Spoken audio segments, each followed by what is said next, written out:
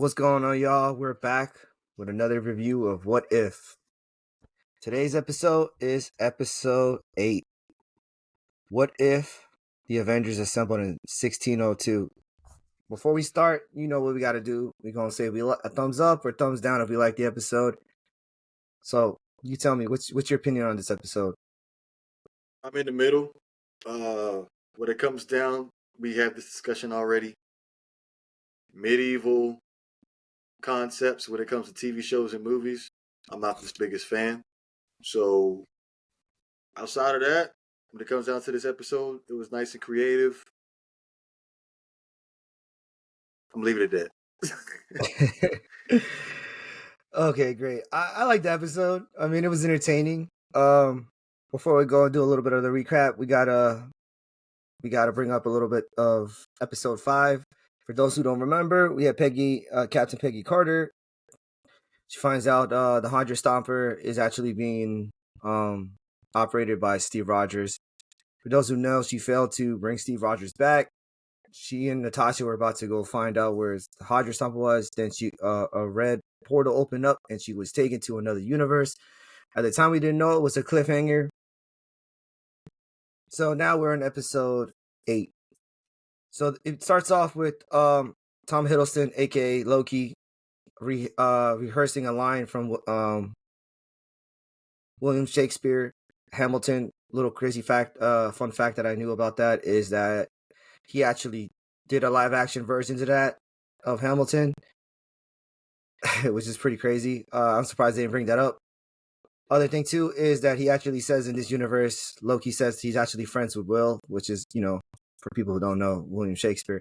So this universe takes place in 1962. It's also a comic run of a What If episode with starring Steve Rogers. So we start off with Tom Hiddleston requoting the phrase "to be or not to be."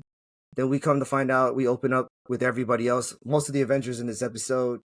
I didn't see Natasha Romanoff in this episode. Did you? Nope. Okay.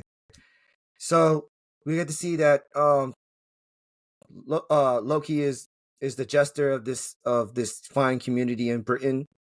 Thor is a prince, and alongside is the Queen Hela, running Britain. And then there's a tear in the universe.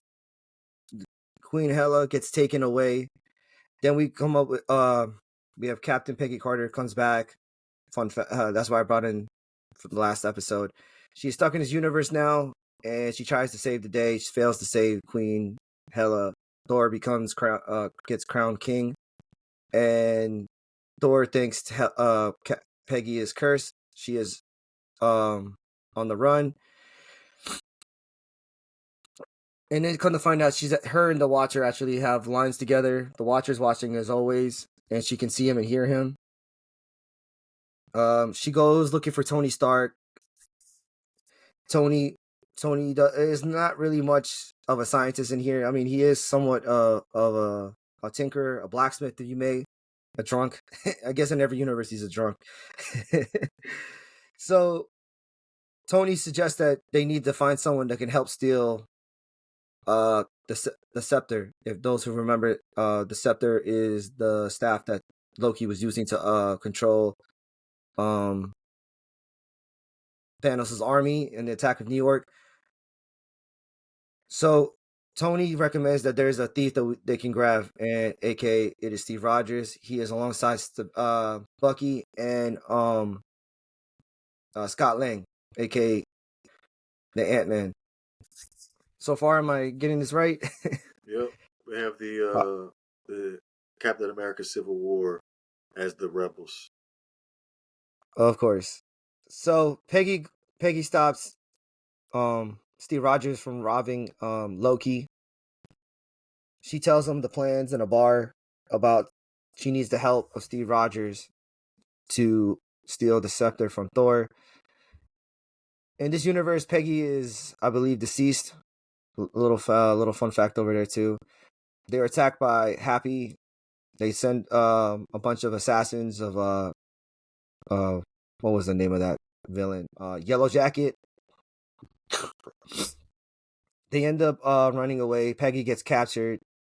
She wakes up in a prison.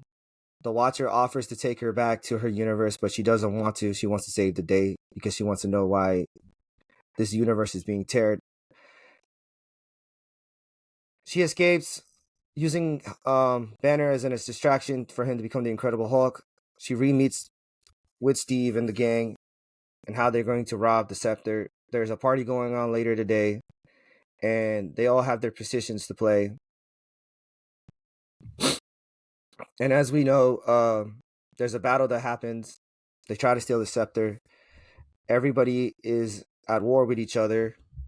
Hulk fights against Hulk Hogan, if you want to say. Little fun reference from back episode 2, I believe, was it? Yeah. Yeah. We have also, I saw the Red Skull over there. I guess he's the executioner in this universe. He fights the Winter Soldier, and so they were able to successfully steal the scepter back, and Peggy had a glove, I guess, back from like Infinity War, I guess. Come to find out that Steve Rogers is actually the character that started this whole tear in this universe. For those who don't know, there is a mixture of two universes merging in together. Hence, why we have the 1962. It is a universe that is being engulfed by another universe. I guess another version of the 616. The timeline continues as normal.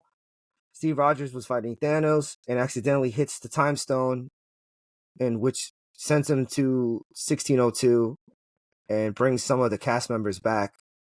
And they don't know that they're in another universe, and hence they do not know they're from another universe. So Steve has to go back to his time in order for everybody to go back to theirs. And I guess this is a little interesting because I took this as an incursion. Hence why people were disappearing, why Hela disappeared. So this episode was pretty crazy because, like you said, like I'm not big on the whole medieval times and stuff like that.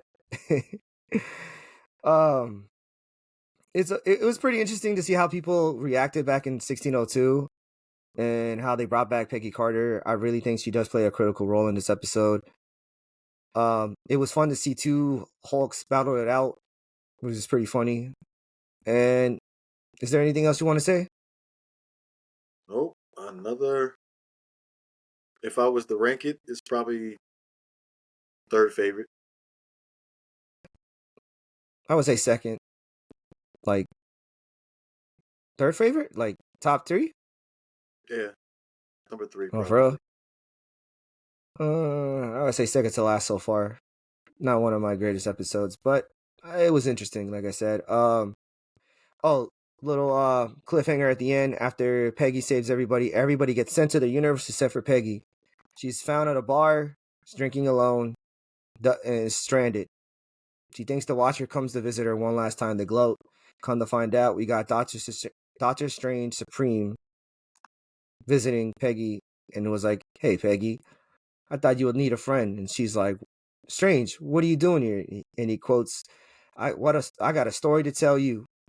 So we're down to the last episode, and this is things are going to start wrapping it up. I'm really interested to see how everything is going to end. Also, there's rumors that season 3 is about to start beginning to be um being created. So we're getting a season 3. Can't wait. There's so many endless possibilities for the show, and I'm really intrigued to see where things go. Anything else you want to mention before we wrap up? So season 3, right? Mm-hmm. Now, as you know, I'm new to this What If series. I'm actually going to go back and watch season 1. Just, just make sure I cover my grounds on it.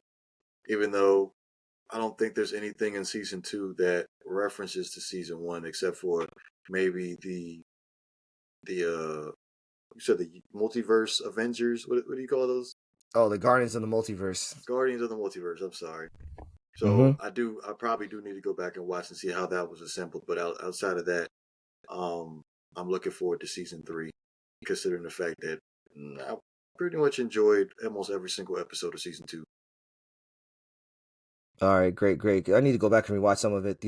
I think this might be tied in for the cliffhanger that we got at the end of episode 9 in season 1, where you had the Ultron with all the Infinity Stones, God Ultron, I guess you want to call it, and then you had Killmonger, who also had the power of the Infinity Stones. They were trapped inside a endless loop, and was supposed to be under the watch of Doctor Strange Supreme. So I think something might have happened. Don't really know, but unless we're getting a new villain, I'm really intrigued to see where things go. Little fun fact too. I did like how she did mention the flux capacitor for those who are big Back to Future fans. That was pretty entertaining to see that in a what if episode. Peggy Carter actually knows about that movie, which I don't think Steve Rogers did. I don't know. I don't know if they brought that in any of the Avenger movies, but that was pretty entertaining for big fans of the Back to the Future fans, such as myself. All right, we got episode 9. Episode 9 is going to be titled. Let's see. What if Strange Supreme introverted? Ooh, okay. We'll see where things go. Don't forget to like and subscribe. If you want to talk about it, leave your comments on the comment section below. Don't forget to like and subscribe on the YouTube page and IG movies.fanatic5. All right, see you in the next episode.